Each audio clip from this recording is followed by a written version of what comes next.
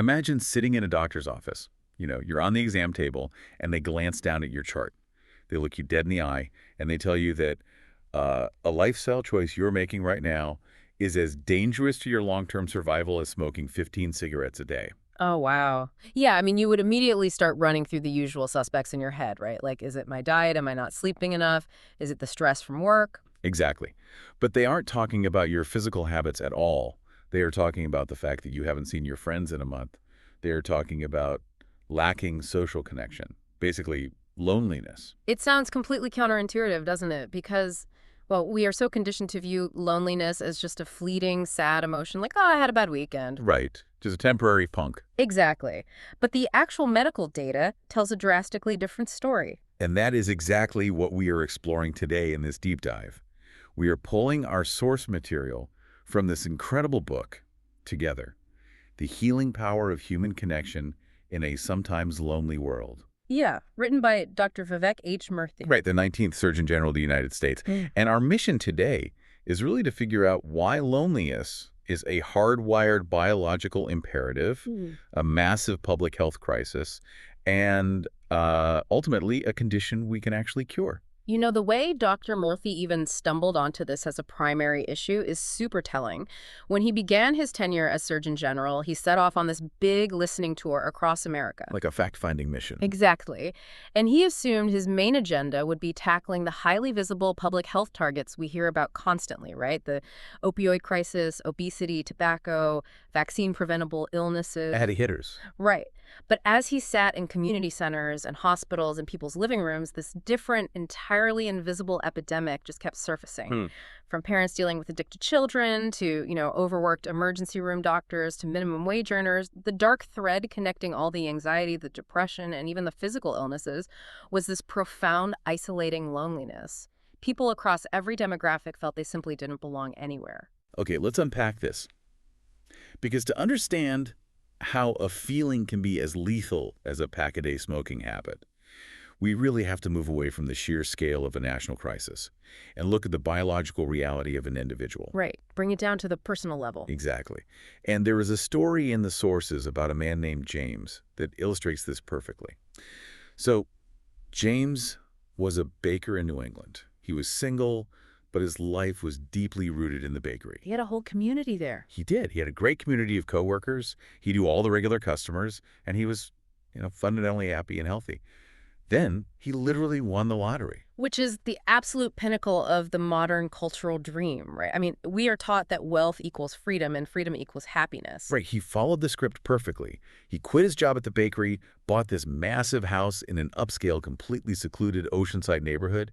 But in doing that, he unintentionally severed every single tie to his community. Yeah. Fast forward a bit, and James is sitting in Dr. Murthy's clinic with newly developed diabetes, high blood pressure, and severe depression. Wow. James actually tells his doctor that winning the lottery was the worst thing that ever happened to him. The wealth bought him total privacy, but the biological cost of that privacy was his health. James's story highlights a really critical distinction researchers make between isolation, solitude, and loneliness, because they aren't the same thing. Right. How do they define the difference? Well, isolation is the objective physical state of being alone, like you are just in a room by yourself. Solitude, on the other hand, is peaceful, voluntary isolation. Like taking a quiet walk? Yeah, it is restorative. It's something we all actually need to recharge. But loneliness is a subjective state. It is the internal, agonizing feeling that you are lacking the social connections you desperately need to feel safe. I see. So James wasn't just isolated in his mansion. He had lost the ambient social regulation of his bakery community, and that plunged his body into a state of chronic stress. So if you think about it, loneliness acts essentially as your body's check engine light. Oh, I like that. Yeah, like when that light starts blinking furiously on your dashboard, it doesn't mean the car's engine block has literally melted down yet. It is an early warning system saying, hey, pull over, you are running out of fuel. Yeah. And in this case, human connection is the fuel. Exactly. And the late Dr. John Cacioppo, who pioneered the field of social neuroscience, he actually proved that this isn't just a metaphor. He argued that loneliness is a literal evolutionary warning signal developed over millennia. It functions exactly like hunger or thirst. Wait, really? Like a physical drive? Yes. If you think back to our hominid ancestors out on the savannah, throwing stones was their primary military advantage against predators. Right, keeping the lions away. But to survive, they had to throw those stones together in highly coordinated groups. Being separated from the tribe meant almost certain death by starvation or predation. You just wouldn't make it alone. Exactly. So evolution hardwired us to find the experience of being alone deeply physically aversive, specifically so we would stick together and survive. What's fascinating here is that this evolutionary alarm can ring, even if you are surrounded by people. Like you can be at a crowded party and feel completely empty. Oh, totally. We've all felt that. Yeah. And researchers have actually identified 3 distinct dimensions of loneliness. There is intimate loneliness, which is the longing for a close confidant or partner. Right. Then there is relational loneliness, which is the yearning for quality friendships. And finally, collective loneliness, the hunger for a network or community that shares your purpose. That makes so much sense. Right. So you could have a wonderfully happy marriage, satisfying that intimate need perfectly, and still feel a profound ache because you're missing a broader community. And that nuance is exactly why diagnosing this is so complex. But the physical toll, that is entirely measurable. Julianne Holt-Lunstad conducted this massive data analysis involving over 300,000 people. That's a huge study. Massive. Yeah. And she found that weak social connections increase a person's risk of premature death by 50%. 50%. Yes. To put that in perspective for you, that mortality risk is worse than clinical obesity, and it's worse than excessive alcohol consumption. Okay, but how does an evolutionary alarm system actually cause physical damage? Like, if loneliness is just a feeling of needing a friend, how's it destroying your blood vessels? It all comes down to a physiological state called hypervigilance. Hypervigilance. Yeah. So if you are that ancient ancestor stranded alone on the tundra, your sympathetic nervous system would instantly go into overdrive. Your body floods with stress hormones like cortisol and epinephrine. Getting ready to run. Exactly. Your blood pressure spikes, your blood sugar goes up to provide quick energy, and your immune system actually dials back its long-term maintenance to focus entirely on immediate injury repair. Your brain goes on extreme high alert to detect any rustling in the bushes. You were just locked in survival mode. Completely locked in. And you can't afford to sleep deeply if a predator might attack, right? So your sleep becomes super shallow, riddled with what researchers call micro-awakenings. Wow. Now, translate that biological response to the modern world.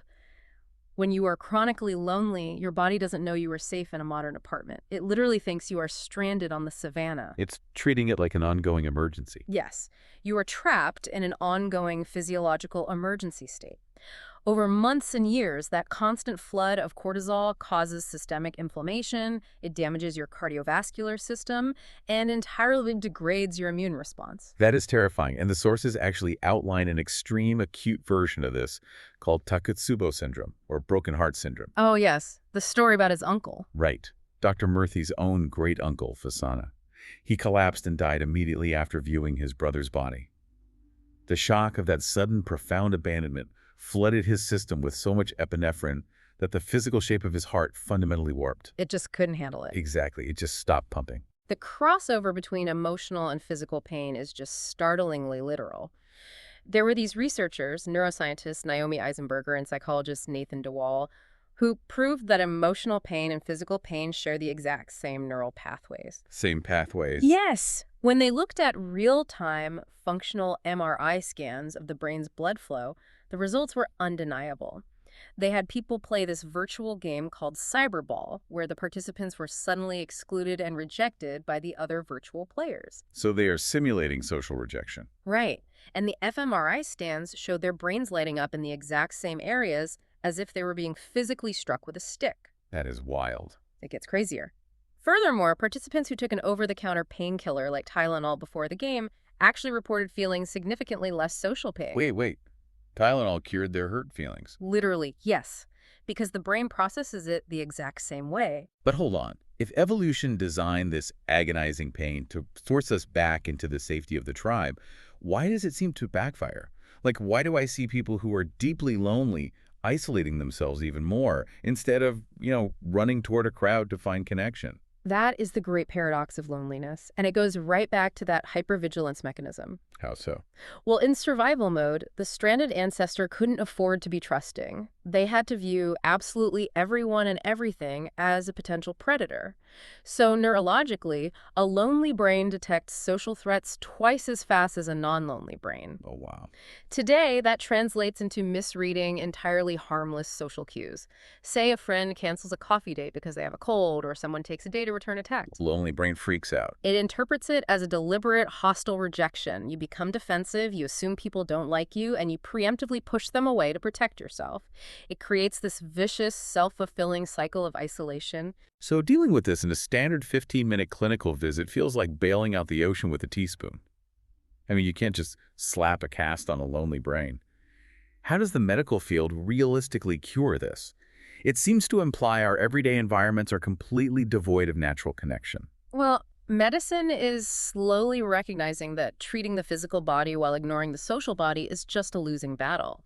We are seeing these really innovative interventions like social prescribing in the UK. Social prescribing. Yeah, there's this doctor, Helen Stokes Lampard, who treated an elderly widowed patient named Enid.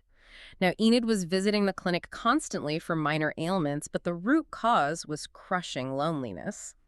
So instead of prescribing antidepressants or running endless tests, the doctor prescribed a volunteer role at a local primary school. Which shifts her focus outward. Exactly. Enid found purpose in helping young mothers.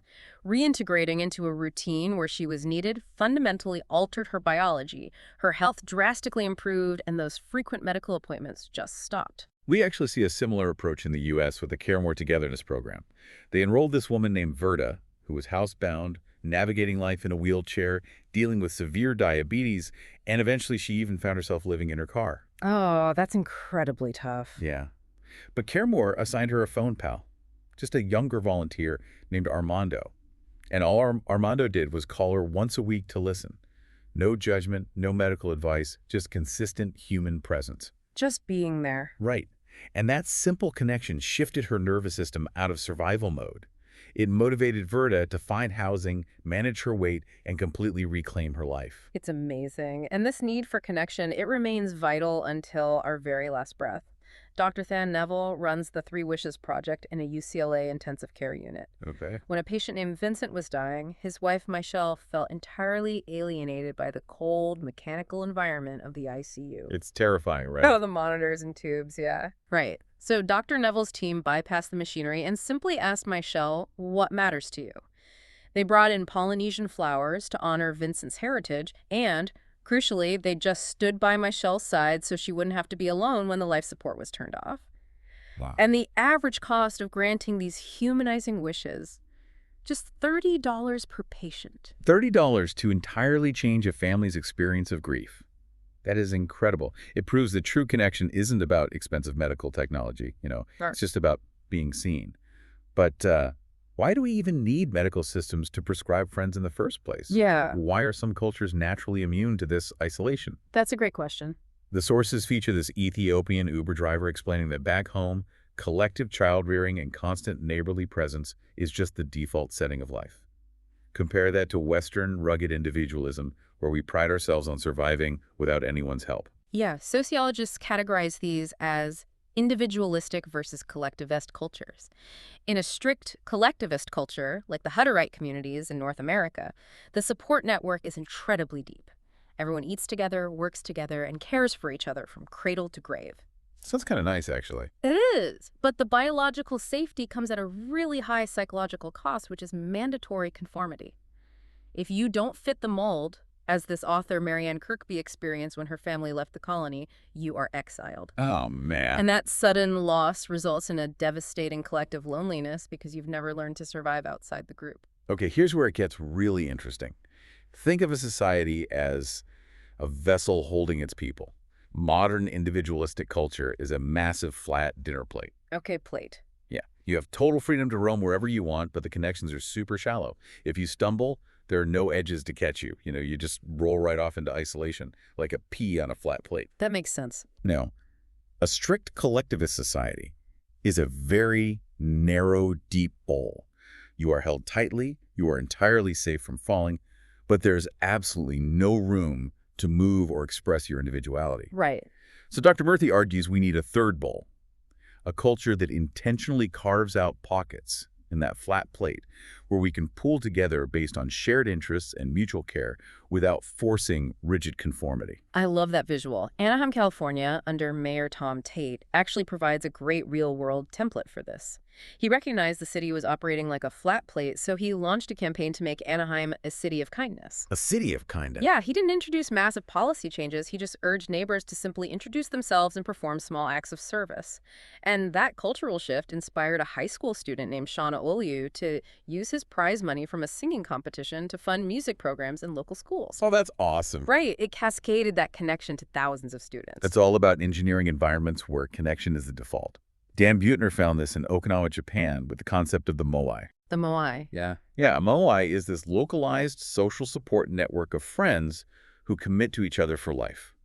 These tight-knit groups pool resources to share financial burdens, they celebrate together, and they grieve together.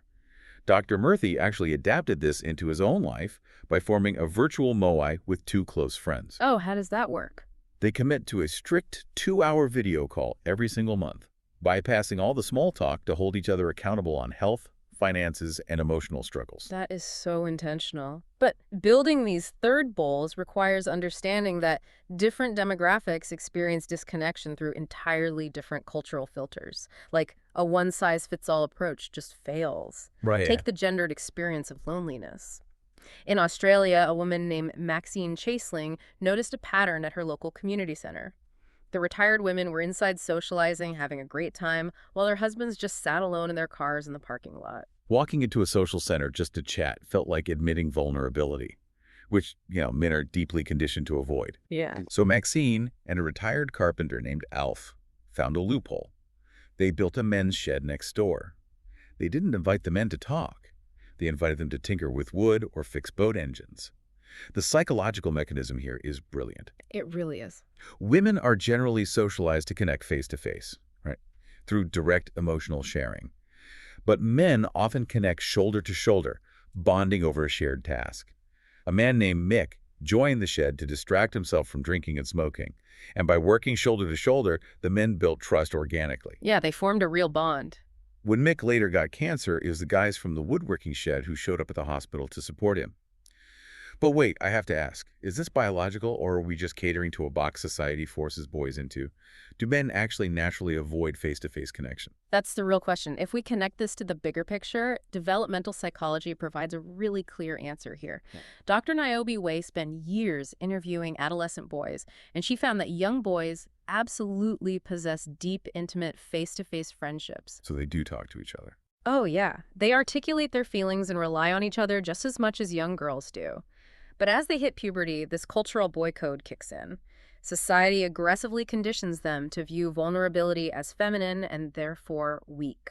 Wow. Yeah, the vulnerability is essentially beaten out of them by societal expectations, leaving anger as the only culturally acceptable emotion they are allowed to express.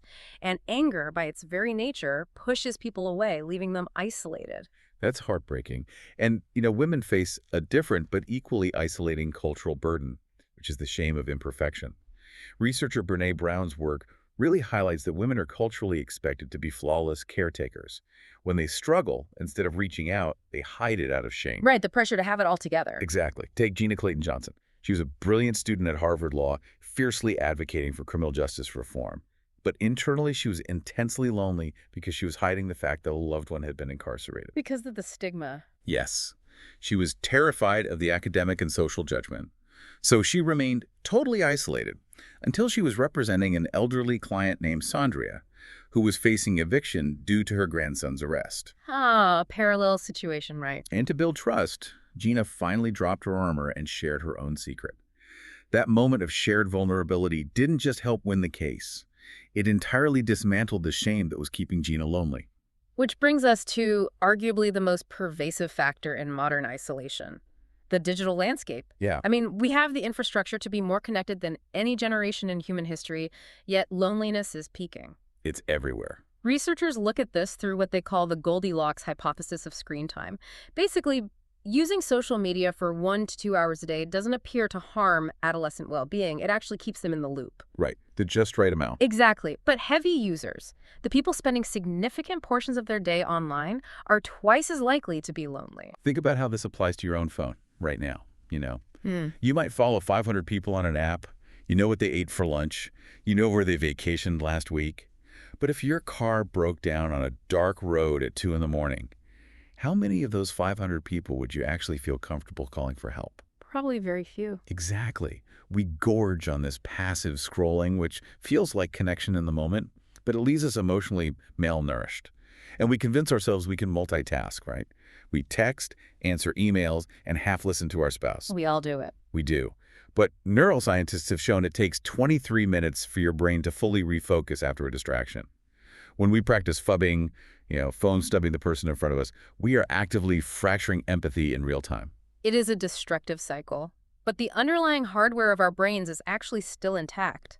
Psychologist Yalda Adals ran a fascinating study where kids were sent to an outdoor education camp entirely without screens for just 5 days. Just 5 days. Just 5 days.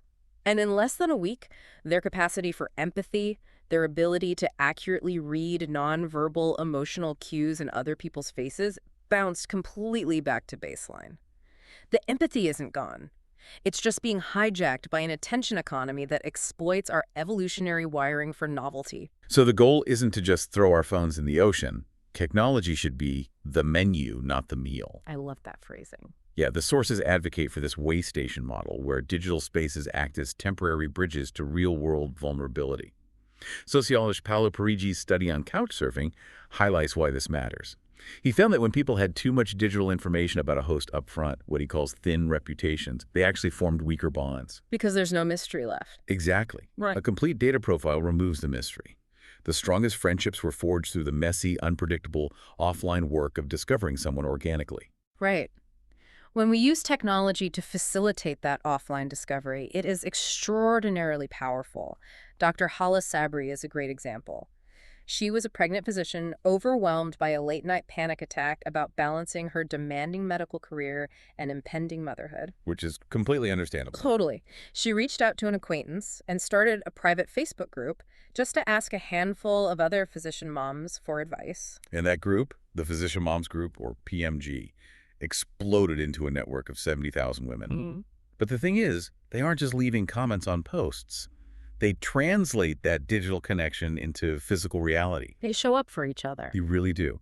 They show up at each other's houses when a member is experiencing postpartum depression. They leverage their collective medical knowledge to arrange emergency hospital transfers for rare complications. They use the digital flat plate to find each other, but they do the heavy lifting of real connection in the physical world. That is just incredible. So what does this all mean? If we distill Dr. Murthy's extensive research down to its core, the most important takeaway is this. Loneliness is not a character flaw.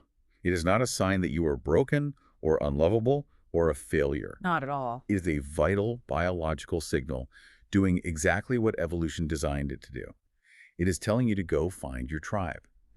Protecting your long-term health requires focusing on the quality of your connections, intentionally carving out those deep pockets in the flat plate of modern society, and really treating your relationships with the exact same urgency and discipline you give to your diet or exercise routine. Absolutely. And as you think about how to build those connections, consider one final, really profound mechanism of human biology. Today, we discussed a phenomenon called perceptual narrowing. Right. When human babies are born, their brains are incredibly plastic, right? They can recognize and distinguish the faces and language sounds of literally any race or culture on Earth. But within a few months, their brains rapidly prune those neural pathways, literally losing the ability to recognize people outside their immediate, trusted environment. Yeah, the brain sacrifices universal recognition in order to hypersync with its specific physical caregivers. Our physical brains evolved to hyper-focus on a small, immediate physical community. So the lingering question is this. What happens to human consciousness and to our fundamental capacity for deep, sustained empathy when our biological tribe is suddenly replaced by an algorithmically curated global feed of strangers on a glowing screen? That is a phenomenal question, and definitely something to chew on long after this deep dive ends. Thank you so much for exploring this with us today. I highly encourage you to put down your phone, right after you text a friend you haven't spoken to in a while, ask them to get a coffee in the real world. Because at the end of the day, when you are staring at the murky diagnostic landscape of modern life, the only medicine that truly clears up the picture is human connection. Catch you next time.